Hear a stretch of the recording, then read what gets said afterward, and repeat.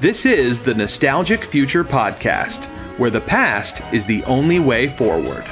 We're two guys in our 40s watching the world pass us by, and we know the only way we'll ever be relevant again is to somehow convince everyone to be as passionate as we are about our pop culture obsessions. We are your hosts, Joe Cook and Chris Marchand, and today is part 2 of our 2023 Pop Culture Resolutions.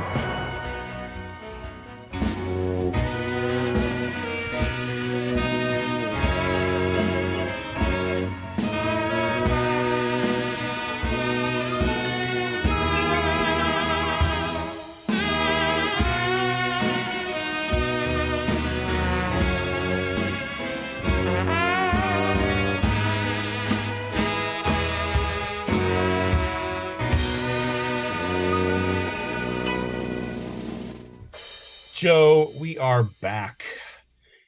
Pop Culture New Year's Resolutions. This is our second episode. We decided to split it into two. There's enough to talk about. I mean, I hope people are enjoying these discussions. I hope our ideas are sparking your own ideas. What's coming into mind when the things that you want to do? You know, I have to admit, there's a great TV show. Great TV show that I love. It's a new TV show, right? Something new. It's called Reservation Dogs. Reservation Dogs, love it. It's one of the most unique comedies that I've seen in the last year. Welcome to our annual youth summit. We've got some great sessions planned today. Also, you got to stay to the end to get your gift card. I want to acknowledge our Neanderthal relatives. Before that, the dinosaur nation, Dinosaur Oyate. So, where are you from? My body grew up in the Bay Area, but my spirit lives with my ancestors. Cool. This land is your land. We are still here.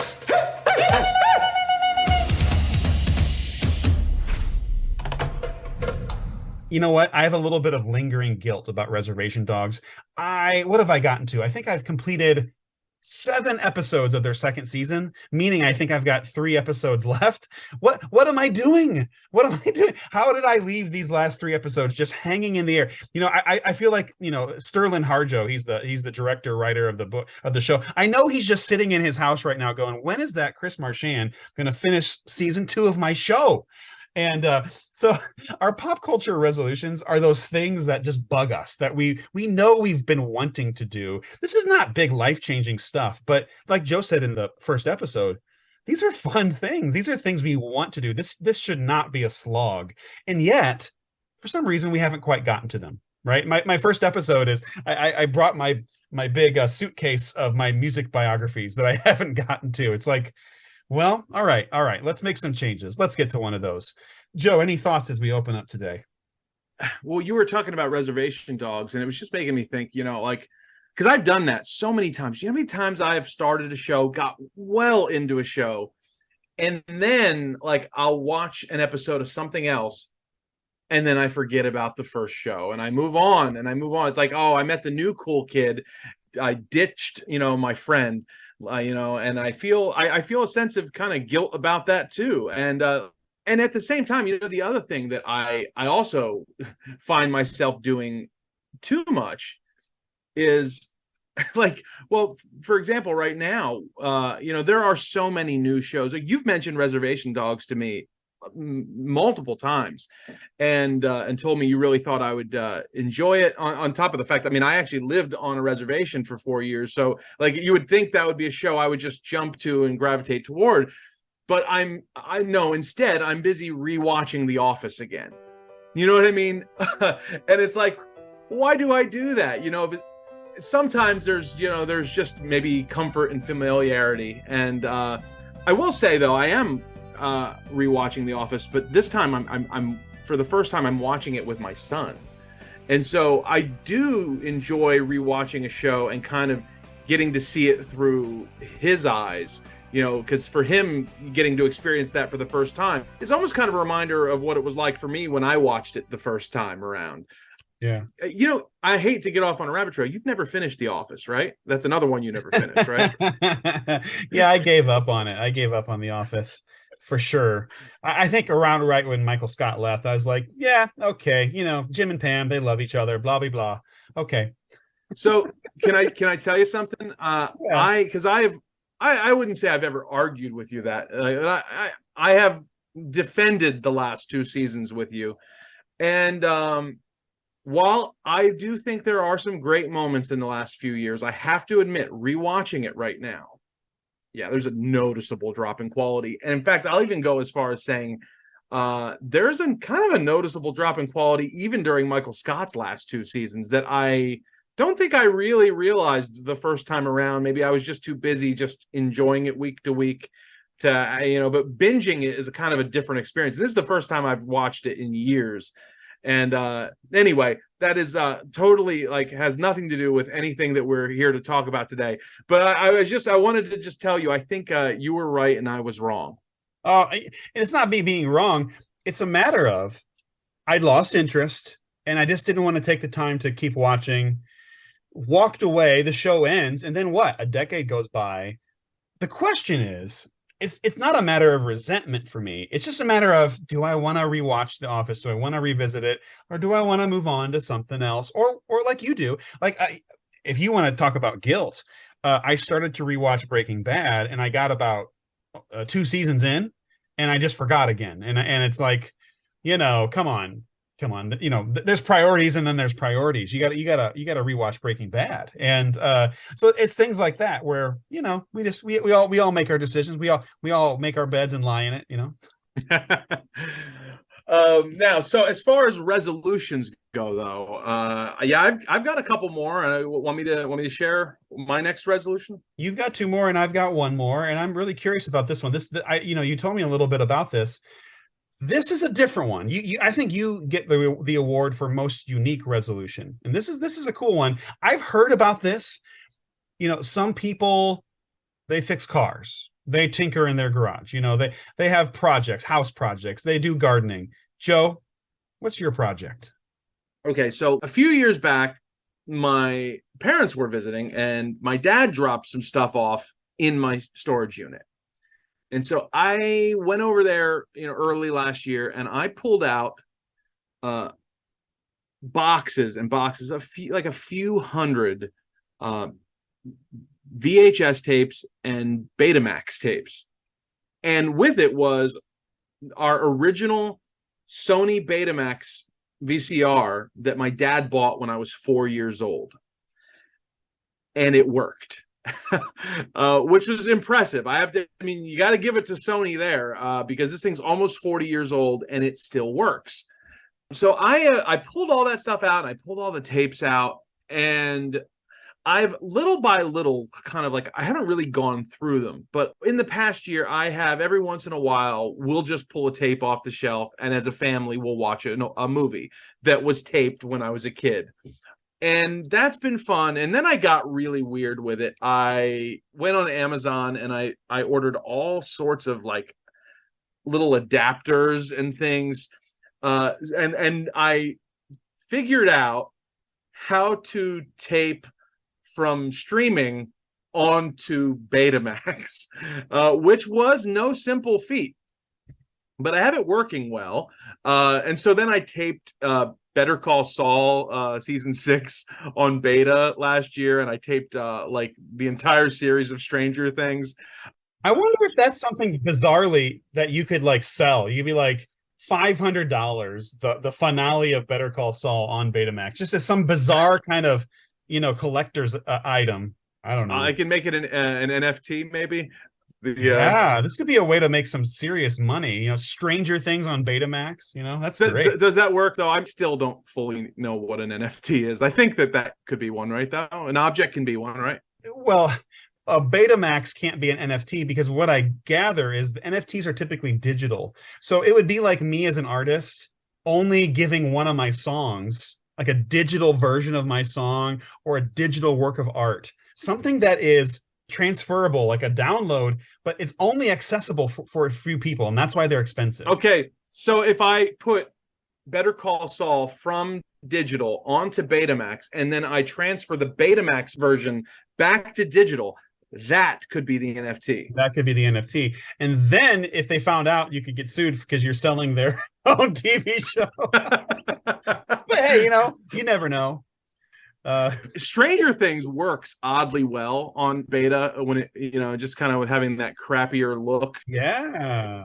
it makes it feel even more Spielbergian. Yeah, for sure. So I did that, and I was doing that for a while. And then obviously the big task that I have not really dove into is, these are 40-year-old tapes. Most of them are in pretty good shape, but some of them are wearing out. Oddly enough, I have to say that the Betamax tapes are in better shape than the VHS tapes, which many of them are much newer. Like in some cases, like 20 years newer, and they've degraded more than the beta tapes. So I have come to, after all these years, I have an opinion on the great VCR war of the late 80s. The wrong system won, because I think the beta really was built a lot better and they were higher quality, at least in my experience, and just how my tapes have held up. But the big job ahead of me that I want to do, and my resolution this year, is I want to digitize and archive all of my VHS and Betamax tapes. And my goal I've set for myself is I want to do one tape a week. I just want to digitize and archive one tape a week. And so I want to try to knock out about 50 of them this year. And it'll take me, if I keep going, several years to get them all done. But it's something that I want to do and I enjoy doing, but I've just never taken the time to do it. And over the last couple of weeks, I've really been thinking about it a lot. Like, I enjoy doing this. Why aren't I taking the time to do this? This thing that that a lot of people wouldn't enjoy, but I do. It's a fun, weird little hobby, but I want to commit to giving myself the time, a little bit of time every week, to work on these. And then what I want to do with the archive is, obviously this is all, like, much of it anyway, is really extremely copyrighted stuff. So there's only so much I can do with it, but I do want to put some clips on YouTube. I've already started in the last week, putting a bunch of clips up from stuff that I've digitized, and maybe put some stuff up on archive.org. I think I'm going to start an account on there. And so, yeah, that's my resolution. Yeah, the video that you posted this week is kind of out of this world. It's this local news clip, I think local, it's not national, and it's decrying the coming dystopia known as HDTV. And it's like this local news station is like, be aware, American people, they're going to change our televisions on us. Tonight, we're making an issue of what's soon going to be happening to your television set. In a word, it's going to become obsolete. Get ready for future vision, better known as high-definition television, or HD TV. With a sharper picture and sound to match a CD, it may seem great, but as KYW3's Walt Hunter reports, there are some drawbacks. Be afraid, be very afraid. It's going to cost us, the station, millions to convert, so you should be terrified because we have to spend money to do this. Yeah. Yeah, so what I'll say is that a lot of times when I was a kid, I would do this, and also my dad would do this too. My dad taped Columbo, like religiously. My dad was a big Columbo fan, and we had a local Fox affiliate that ran Columbo late at night. We now return to the mystery movie. Lieutenant Columbo to see you, sir. Yes, ask him to come in. Thank you, Edwards. Yes, sir. Oh, Lieutenant, I'd like to apologize for this morning, but I must tell you honestly, I don't remember a thing about last night. I understand, sir. Forgive the condition of the room, but I'm redecorating. More questions, Lieutenant? Or are you here to press some kind of charge? Well, sir, you see, we traced the gun. My gun? It was my gun, wasn't it? Yes, sir, we were able to trace it to you. Yeah, I knew that. When I looked in the car and the glove compartment, I saw that my gun was missing. Well, obviously someone stole it. Doesn't look that way, sir. The only fingerprints that we were able to find on the handle of that gun were Mr. Greenleaf's. There were no other prints on the gun. Well, that's it, isn't it? Alan walked out on me, took his latest book to another publisher, and I suppose in anger I killed him. And so a lot of times what my dad would do is he would put the tape in and he would record it, and then he'd go to bed. And so afterward, you find all sorts of weird stuff after Columbo was over. And I would do the same thing. And so what ended up happening I would tape a show or something on at 8 o'clock or 9 o'clock or whatever. And inevitably, I would end up getting lots of these local newscasts. And I grew up in South Jersey, so we were all of our local news was out of Philadelphia. So, NBC, ABC, and CBS were the main ones. What I'm discovering as I go through the tapes is I have a lot of local newscasts at the end of the tapes. And the one you're talking about is this bizarre news piece from, I think it's from May of 1992. So basically what it is they were like spotlighting the drawbacks of HD TV. Next year, the FCC will make new rules for HD TV. Come 1998, the first programs will air, and by 2008, HD TV will be the only thing you'll see. They're given the timeline how next year, the FCC is going to require this, and then by 98 we're going to have to start producing content in HD, and then by 2008, or as they put it, 2008, everything is going to have to be completely switched over to high definition television. And it's hilarious because then they go and they go to this, I don't know what it is, it's like a convention or something, where they're showing HD TV screens, and there's people there watching and seeing HD TV for the first time ever. Now, this is when you and I are 11 years old. So, I certainly never saw HD TV for over a decade after this. While Japan has had HD TV for a few years, the only place an American can see it is at a special exhibit like this one. Not everyone was impressed. I wouldn't say that it's a great improvement. I don't think it's that much different than normal TV. It's like a World's Fair thing. It's like come see the TVs of tomorrow. It's like they're all in this little presentation and stuff. It's really funny. Yeah, at one point in the news piece, they referenced the movie Total Recall. Oh yeah, that's right. Mars Administrator Velos Cohagen. Remember the movie Total Recall? Arnold Schwarzenegger showed us an HD TV screen can dominate your dining room. But the real thing isn't future stuff. It's right around the corner.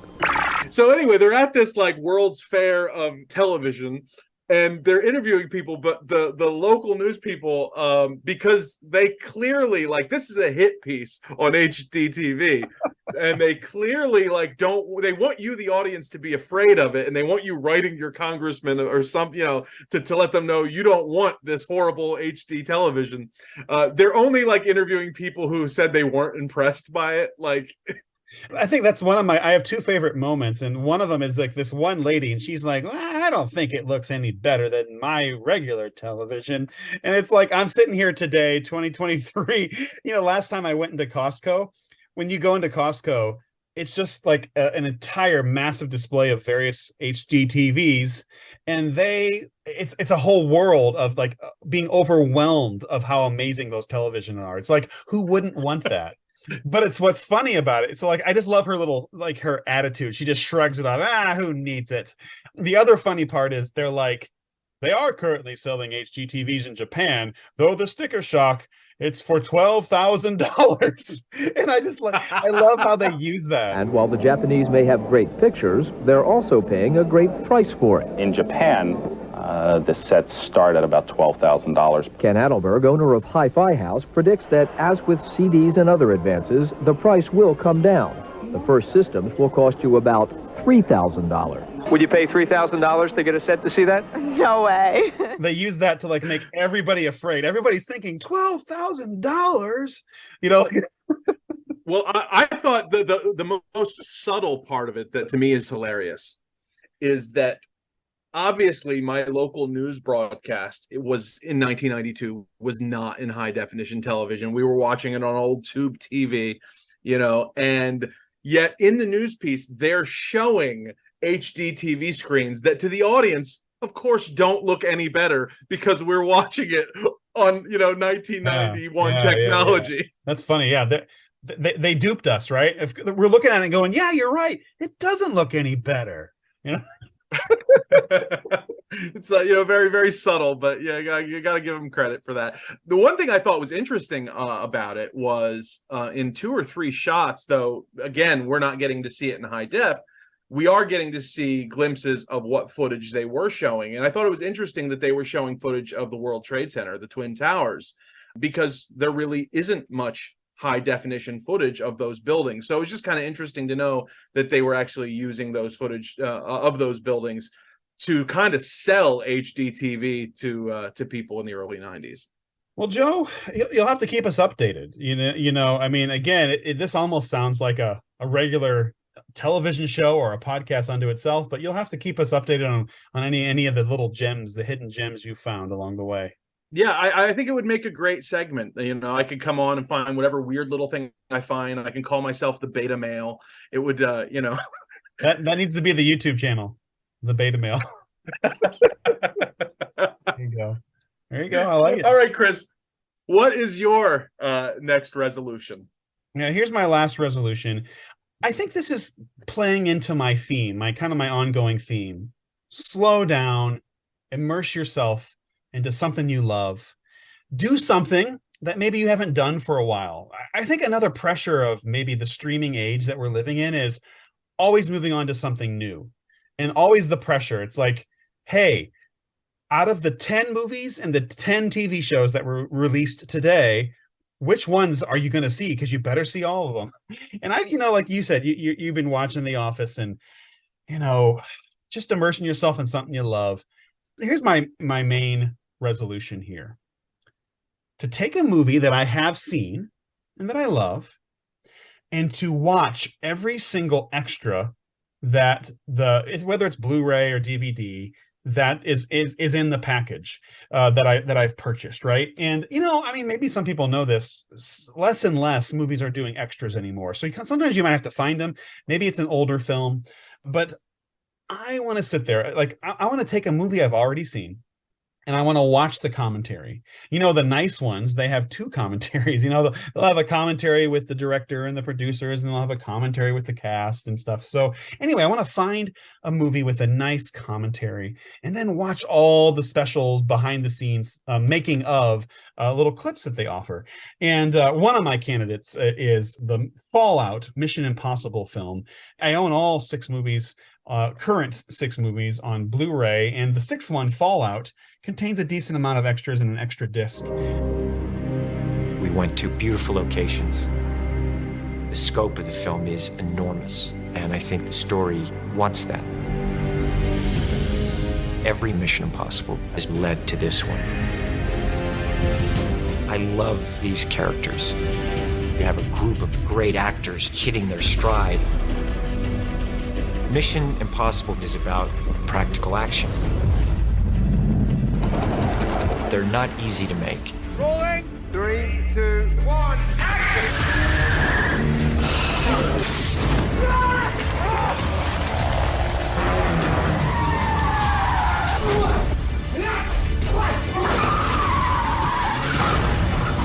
Oh, God. We're doing it. Should have worked our way in. Make safe home. Had we shot on a green screen, you never would have gotten what we were able to get.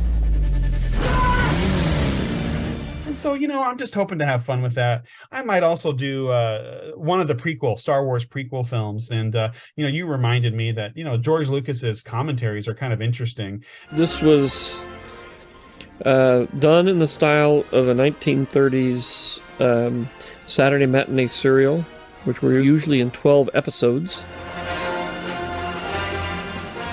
Everything is done in that style.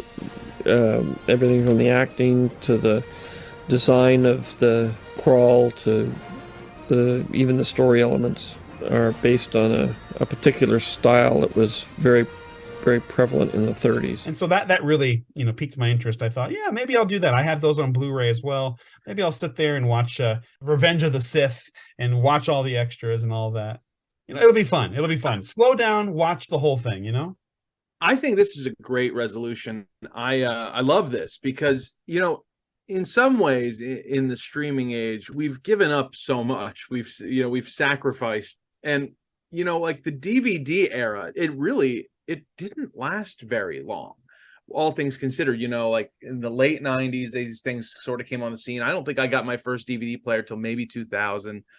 And then by the early, 2010s, we were making the switch over to streaming. And I really enjoyed, DVD extras and especially commentary tracks. I always really enjoyed a good commentary track. And I was thinking of shows that I love. Like I mean, Breaking Bad, certainly one of my favorite shows of all time. I've never heard any of the commentary tracks. I've never seen the extras that are on the Blu-rays for that set. And I know like I would get so much out of that. And I was thinking of the last time I really dove into a TV show on DVD was probably of all things, My Name is Earl.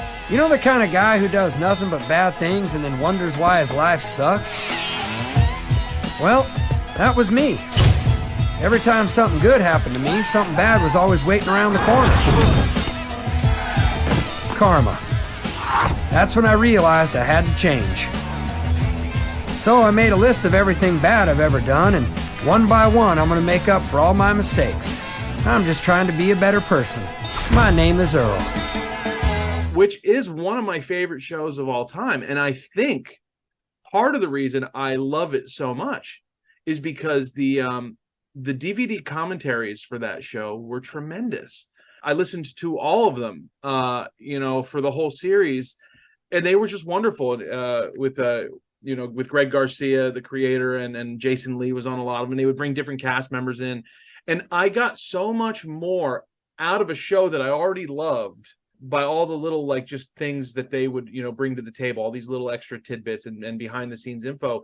They were just thoroughly enjoyable. And then I was thinking about it, and I can't remember the last time I've listened to or watched a commentary for a movie or a show or anything. It's probably been a decade. And that was something I really did enjoy doing. You mentioned the Star Wars. I loved those George Lucas commentaries back in the day. I know he did them for all the prequels, and I feel like maybe he did them for the first 3 films as well. Yeah. Unless I'm mistaken on that. Do you know? I don't own the first 3 films in like a normal format, so I just don't even know. I don't have that. So I would be interested to know. Maybe I should buy them and see at some point. And I do have the Blu-ray box sets for the all of those films. The only Star Wars movie I don't own is Rise of Skywalker. Me too. Me too. The only one. Yeah. Now I was looking on the back of my my Mission Impossible thing here, and indeed, at least for 2 of the films, you get a commentary with Christopher McQuarrie and Tom Cruise for the last 2 Mission Impossible films. If you've ever wanted to spend a good 2 to 4 hours hanging out with Tom Cruise, this would be my chance, right? Like I'm gonna feel like I'm gonna buddy with Tom Cruise, but by the end of it, we're gonna know each other. I like to make a joke out of my love of Tom Cruise, and everybody knows it. I still think that if you want to hang out with Tom Cruise, you need to plan on, because he's going to film that movie in space, right? Can I go with him? Yeah. Well, you got to drive down here, man, and we got to camp out in my front yard and watch them blast Tom Cruise off the planet. Oh yeah, there you go. Oh, he better come back safe. I'm telling you, I want that. Tell me that wouldn't be the most tremendous episode where we just like live stream Tom Cruise, yeah, getting blasted off. Yeah, there you go. That'd be cool. That would be fun. Well, so there you go. Maybe what I would encourage everyone to think about is, what's something similar? Something you used to do, something you should get back to. Kind of a love. I think my greatest commentary, special scenes, special features experience was the extended edition of Lord of the Rings with Peter Jackson. I've always thought it was remarkable that Tolkien basically spent his entire life creating what he called the secondary world. He created the languages, he created the thousands of years of history. It's so rich and so detailed that nobody today that writes a piece of fiction is ever going to come close to the sheer wealth of information and detail. Of course, all of that makes it fiendishly difficult to adapt into any sort of movie. I have all of the extended editions on DVD, and there's like discs upon discs of extras. And I watched a good 75% of those extras, and it was pretty incredible. So, I think this relates, though, to even my last resolution that we talked about with the VHS beta stuff and what we've lost. Until I pulled those VCRs out and started going through those tapes, I think I had forgotten how much I enjoyed taping stuff, when I was younger, even as a kid, when I was 8 years old and throwing in tapes and taping, Ninja Turtles cartoons. Like that was a big part of my experience growing up. And it's almost a lost art, you know. It's this thing, it was this beautiful moment in time where you know, we were able to capture all these weird little things, even by accident, like that HD TV thing. Certainly in 1992, I would have thought nothing of that, but you know, to find it years later, what a cool thing to have. And it's this part of us that's gone, and I have really enjoyed revisiting it a little bit, and I want to force myself, I think, you know, to dive into it even more, because it is something like that. And I think yours is very much similar. Like, these things are still out there, they still exist, they still make them, maybe to a lesser extent, but because 99% of the time, I mean, I don't remember the last even Blu-ray I've bought. It's been a few years. And so, like, we're just, because everything is so easy access, we're denying these other little simple pleasures that were always there before. And I think that's a really, really cool resolution. I'm excited to hear all about it. Yeah. I want to hear about I want to hear about your afternoon with Tom Cruise. That's right. Tom and me, you know, I'll be Dustin Hoffman. Okay, so you have one more resolution. What have you got for us?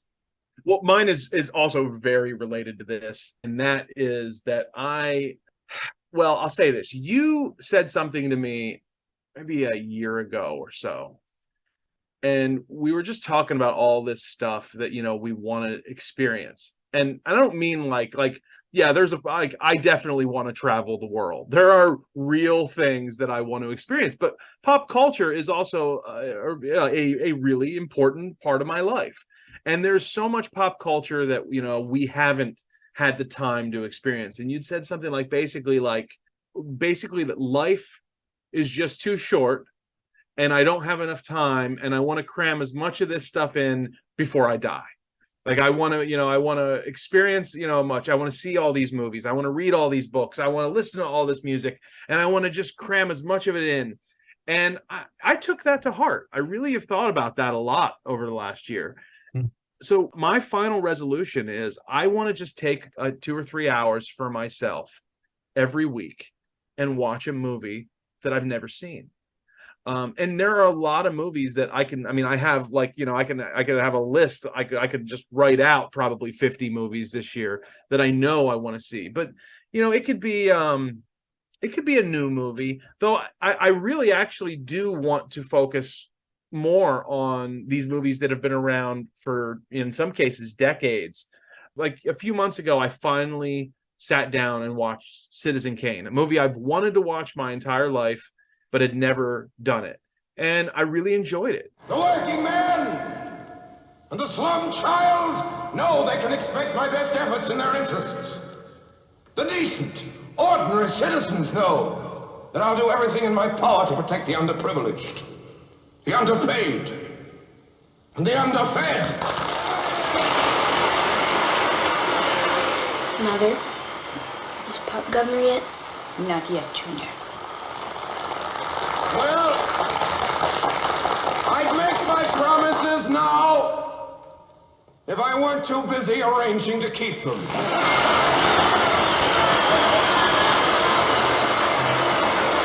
Here's one promise I'll make, and boss Jim Geddes knows I'll keep it. My first official act as governor of this state will be to appoint a special district attorney to arrange for the indictment, prosecution, and conviction of boss Jim W. Geddes. And after I was done watching it, I was like, oh, well, I've seen it now. Like, I've seen it. I maybe I'll watch it again someday, but I never have to see it again. I've done it. Yeah.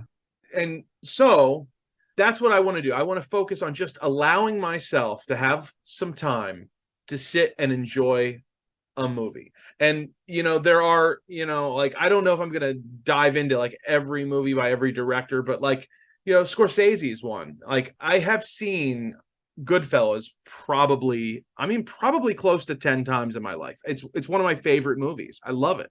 And yet there are so many Martin Scorsese movies that I've never seen. Like, most of them I've never seen. You know, I've seen Goodfellas, I've seen Casino, I've seen King of Comedy, of all things. Have you seen Taxi Driver? I've never seen Taxi Driver. Never seen Raging it. Bull? I've seen half of Raging Bull. Not that I didn't turn it off. I think I turned it on like in the middle and just kind of watched it. But I've never seen the whole movie from beginning to end. Have you seen The Departed? I've not. The Aviator? See, I just keep listing them off. I have not. Okay. No, now, I mean most of these movies. I mean, I'm telling you, I've seen very little Scorsese. I mean, you know, you're making me like a man who is longing for lunch, and people keep talking about, you know, hamburgers and fries and whatever. It's like you're making me go, yeah, let's go watch some. I think one of the most thought-provoking movies I've ever seen is Taxi Driver by Scorsese. I just think about that movie a lot and what it means about America and toxic masculinity and you know mental illness and all of that. There's just so much stuff in that one movie alone. De Niro. In Bang the Drum Slowly, the critics called him a brilliant new talent. After Mean Streets, they said he was a genius. For his performance in The Godfather Part 2, they gave him the Academy Award. Come on, man. Just get me out of here, all right? Now, Robert De Niro creates a terrifying portrait of life on the edge of madness. Tabby, just forget about this. It's nothing. Taxi Driver, a film by Martin Scorsese. I love Casino, though. By the way, that's a really good one. I'm glad you've seen Casino. I've seen Casino, and I've seen The Irishman too. I have seen that. Oh yeah, Irishman. I mean, they all go together. Irishman, Casino, and Goodfellas all go together. That's like a trilogy. It is like a trilogy, really. And and you know, and I think, but you know, I've always kind of gravitated towards. I grew up in Jersey, so like you know, the Sopranos is a religion there, and it's, you know, there's this, you know, there is a idol worship of mobsters and gangsters, and it's very you know, idealized. So you know, Goodfellas was a huge movie for me, going way back. But I mean, I probably saw them. I mean, I was probably way too young to see it. I probably saw it like, you know, like when it came to video. I didn't see it in the theater, but I definitely saw it as a kid. Yeah, you should have seen that. But you know, I love it. But you know, so I want to see some more Scorsese films this year. Tarantino, and Quentin Tarantino is another one. I've seen a few of his movies, but there's a lot of them I haven't. Really? Really? Oh yeah, Stanley Kubrick too. I mean, I think the only Kubrick movie that I've seen is Dr. Strangelove. Dr. Strangelove. I think that's it. Well, let me know. We'll talk. Yeah. You gotta let me know when you've seen them. So I could spend the rest of my year just watching those guys' movies. And so like, I know that I don't want to do that. I want to kind of, you know, take a kind of a sampling of a lot of different things. But you know, HBO Max, unless they decide to just throw off more stuff, who knows what they're even doing. They have a lot of classic films on HBO Max. I really like a Japanese filmmaker, Akira Kurosawa. And if you like a lot of the old kind of like historical Japanese films, like martial arts films, there's also the Swedish filmmaker Ingmar Bergman. So like I think it's vast. Once you start getting into old films and some of the classics, it's just amazing all the stuff you'll find. There's also Westerns on HBO Max, and I mean, I love Westerns. So I have a playlist on HBO Max of all my favorite movies that I want to watch on there, and it's a huge list. There is a lot of stuff on there. Like you said, right now, who knows? A month from now, it may all be gone. Yeah. I don't know what they're doing over there. Right. Yeah. Well, that sounds like a fun, list. I have a number of Blu-rays that I've purchased in recent years that I still need to get to movies. And, you know, maybe it's a matter of just putting them in, right? You know, because I'm just going to stream something. And I don't know if you've ever heard of Terrence Malick. He's a filmmaker, and he has a movie called A Hidden Life and another movie called The Tree of Life. And there's just all kinds of stuff. Yeah, there's a Jason Bateman movie I've been wanting to watch called Date Night. Is it called Date Night? Yeah, and it's about how everything goes wrong. It's a comedy. I mean, it's just endless, right? So I like your resolution here. I'm sorry. I started laughing because as soon as you mentioned Jason Bateman, I was thinking of that video you sent me like a week ago of Jason Bateman. Was he selling Bibles or something? Yeah, it was a very strange, along with Abe Vigoda and other people. Like, what was it? Glenn Campbell, maybe? I think it was Glenn Campbell. Yeah, Glenn Campbell was in it. Come on, America, discover the book. Open up a brand new world. take a peek and let it speak. You'll see how life can be. Come on, America, discover the book. Come on, America, discover the book. Lift your spirits oh so high, high. Words so real, words so true. Something you can hold on to. Come on, America, you've just gotta look. It's got romance, adventure, mystery, and more. And it'll take you places you've never been before. Heroes and history, action and victory, romance and mystery, discover the book. Come on, America, come on, America, come on, America, discover the book. It's like this commercial promoting the Bible. Yeah. And they show Jason Bateman sitting there with his Bible. I think that was probably the last time Jason Bateman has read a Bible. That's probably my guess. Oh, well, you gotta love when they use kids to try to convert the masses. Yeah, feels good. Well, we have one more resolution. It's a resolution for our podcast itself. We've done our personal resolutions, and so we want to share this with you. It's our pledge to you, our listeners, what we are going to do as a podcast in the coming year. Joe, what is it? Well, we've mentioned it numerous times on the podcast, so it should be a surprise to no one, but we are committing this year to do our rewatch of Quantum Leap from the beginning and start just having a rap session, talking about every episode of Quantum Leap. The original series, I don't know, maybe we'll get to the new one in a few years if it lasts. I think the new Quantum Leap, which have you watched it? Have you seen it at all yet? No, I haven't. I'm a few episodes behind, but we have watched like the first 6 or 7, and it's pretty good. I mean, it's sometimes it's impossible to capture or recapture the magic of an original, but as far as a reboot goes or a revival or whatever it is, I mean, we're enjoying it. I think there's enough to keep us sort of guessing. It doesn't quite have the charm, though, of the original. And I think so much of that was because of, just the dynamic between Scott Bakula and Dean Stockwell. I mean, those guys were incredible. But Quantum Leap has always been one of my favorite shows of all time. So we have been talking about this, and we're going to do it. We're going to start from the beginning of the original series, and we want to invite the audience to join us along with that. So when we do start this thing, go on. I think Quantum Leap is on a couple different streaming services right now. I think you can stream it for free. Yeah, some of the free ones, Yeah. So we just want to encourage people to go in and rewatch with us. Now, we have not even discussed this up till now. But what do you think, Chris? Should we set a date? Oh, no. Should we make a commitment? When do we want to when do we want to have our first Quantum Leap episode out? Yeah, that's tough. It's tough because we have to figure out, are we going to take 2 episodes at a time? I think one of the things that's held us back is we were thinking of kind of watching a full season, the first season, let's say, and then releasing all those episodes over the course of a couple of months or something like that. And maybe that's the tough part. So, I mean, maybe we can commit ourselves to a few episodes, right? And then we can say by the end of spring, we'll have at least 4 episodes out or something like that. I think we should have Nostalgic Future go on hiatus for the summer, and we do all Quantum Leap for the summer. Okay, yeah, we could do that. We could maybe do that. So no other episodes during the summer months, and we're only doing Quantum Leap. Right, there you go. And maybe that could be our annual thing, is right? We tackle a season of Quantum Leap every summer, something like that, right? There you go. We haven't quite figured it completely out yet, but expect Quantum Leap content from us this year, unless we totally blow our New Year's resolution.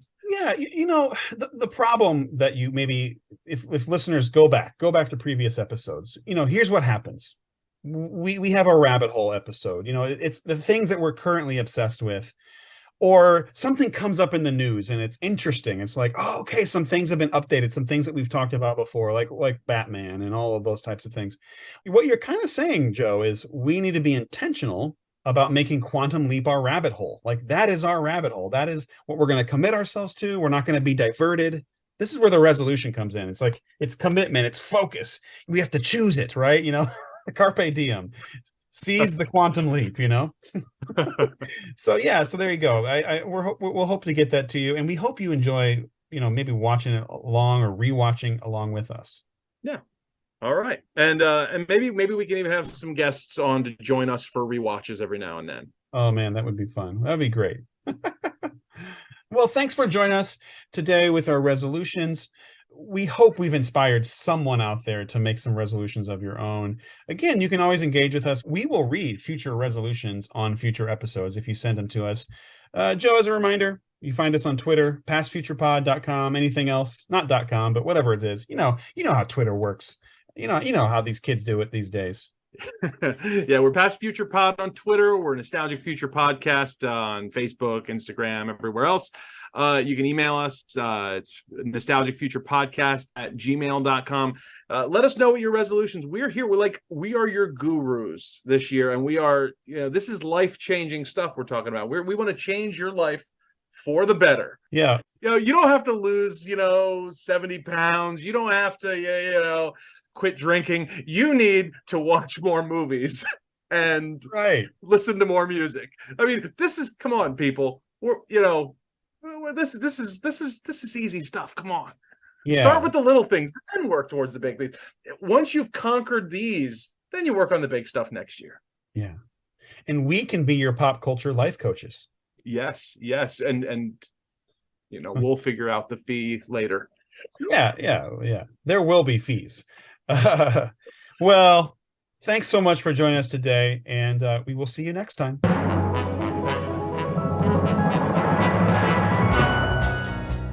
Thanks for listening to the Nostalgic Future Podcast. We'd love to hear from you.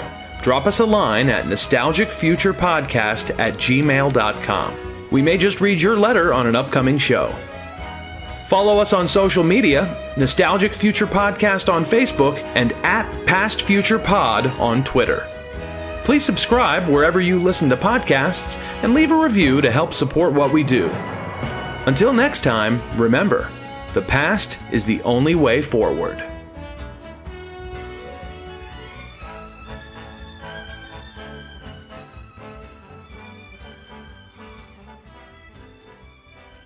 Right now, there's a race for your consumer dollars. Different manufacturers are proposing different HDTV systems.